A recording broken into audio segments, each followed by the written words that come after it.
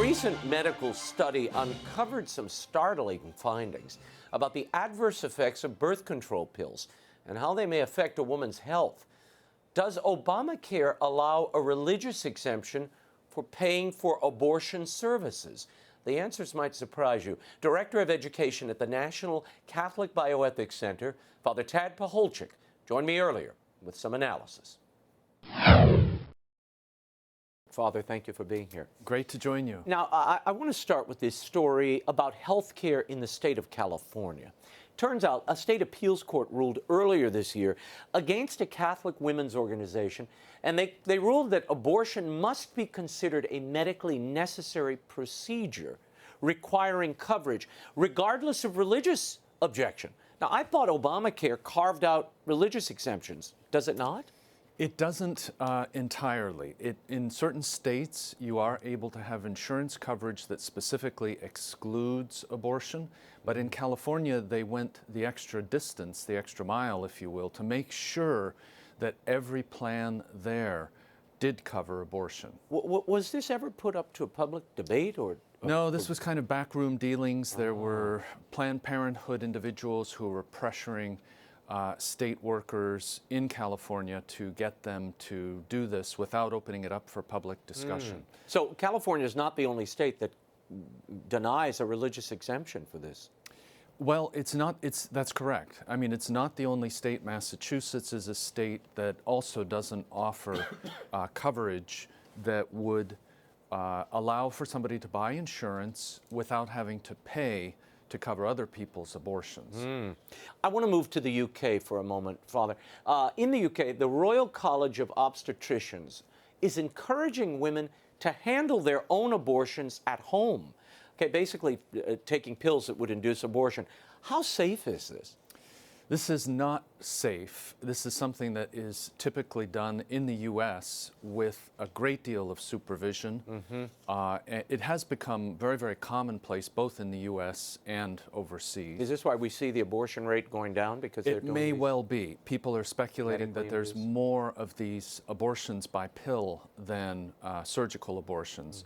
And women are doing this earlier on. But the safety question is a real concern that you take 2 pills, it has to be separated by an appropriate amount of time, and you have to be monitoring for side effects and other risks.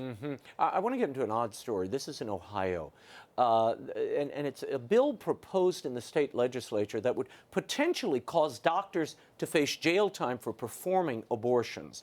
But there's a weird provision here about reimplanting an ectopic pregnancy, but there's no procedure to do that. Explain to people what all that means. Okay, so this law basically said that there will be cases where if a doctor were to take a pregnancy that occurs outside the uterus, and this means usually in the fallopian tube, and try to rescue it, move that to the uterus, then that would not constitute an abortion. But there's no such procedure for moving it from the fallopian tube to the uterus that's been proven. And so this was a very strange thing where it appeared that the people who drafted this law did not check with experts regarding how you handle ectopic pregnancies.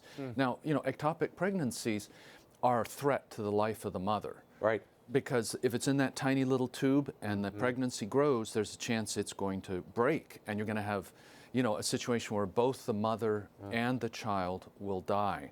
So this requires an intervention, and it requires you actually to act on the mother's body to remove the tube. You realize there is a pregnancy within, but this is not a direct abortion. That's the critical point. You're acting on the mother's body. Because it's not viable. I mean, it's not viable. This is not a situation that can continue.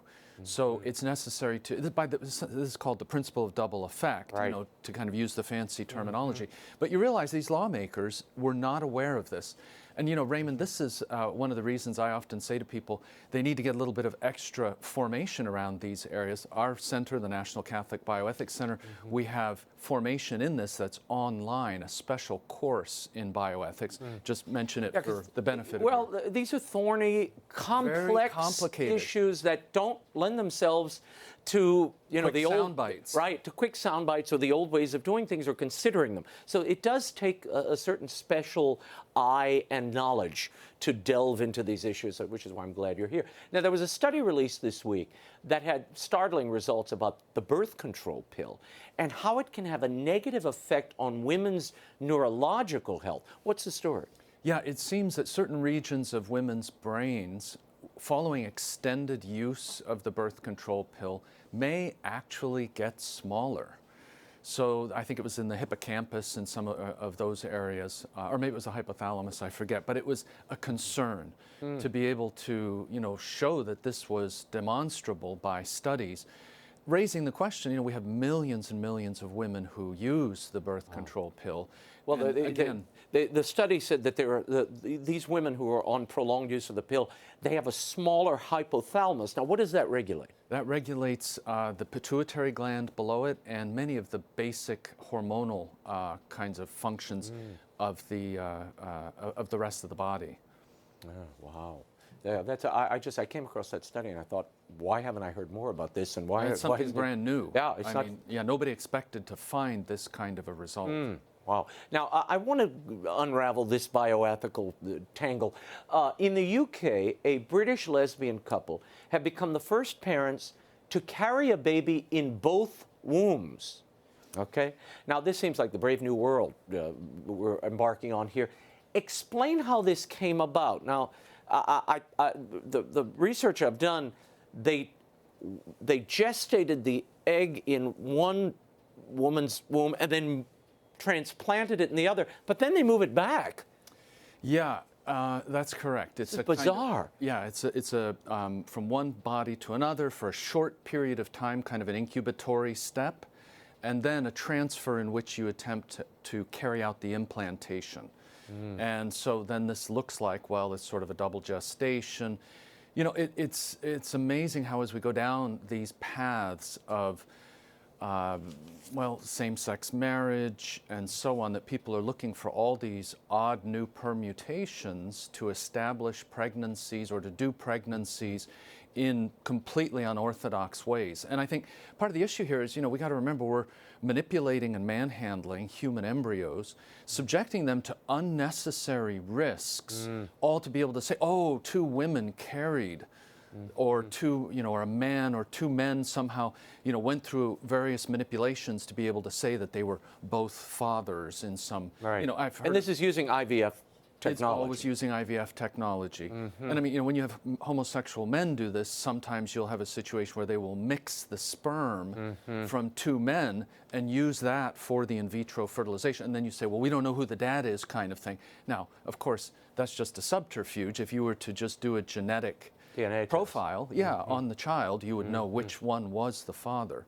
So it's unfortunate that we are subjecting young humans to risks like this just to satisfy parental desires. I want to move ahead to something in China. We've been hearing news about a scientist who may or may not be, depending on the reportage, conducting experiments into the world's first gene-edited child. What does this entail? Is this more of the same? Well, this is a story that has gone back a number of months now. A Chinese researcher successfully gene-edited two babies, apparently. Now, when I say successfully, that's what all the shooting is about now. People are saying, well, we just read the scientific paper, and there's some doubt that he actually succeeded in doing what he claimed he did. And there may actually be some untoward effects here. In other words, the genes that he thought he modified, he didn't, and he may have modified other ones, and we can't believe the claims that he has made. They appear to be unsubstantiated. Wow. So, and he's actually, as far as I know, he's still under house arrest in China after doing this. Well, what does this gene editing entail? I mean, is there potential benefit here? Well, there is, but not on the level of embryos. In other words, you have to usually do maybe a dozen embryos and start checking and seeing which ones were you successful with. So you're destroying a bunch of lives here. Destroying a bunch of them along the way. But gene editing has good uses. So, for example, if you have some blood disease like maybe sickle cell anemia, go in and you change one gene that affects the shape of those cells, put those cells back into my body. Is that morally illicit? That's going to be allowable. That kind of approach will be perfectly acceptable. Because you're not talking about the loss of any life. And you're fixing your own cells, which have the problems. So these kinds of approaches, this is the difficulty with modern science. You have these incredible powers on the one hand, and you, on the other hand, have to have some ethical discernment to be able to use them intelligently and sensibly. And this is where the church has such a vital role to play. Well, I want to end on a happier note, since we often, I drag you into these horrible, dark corners of the brave new world.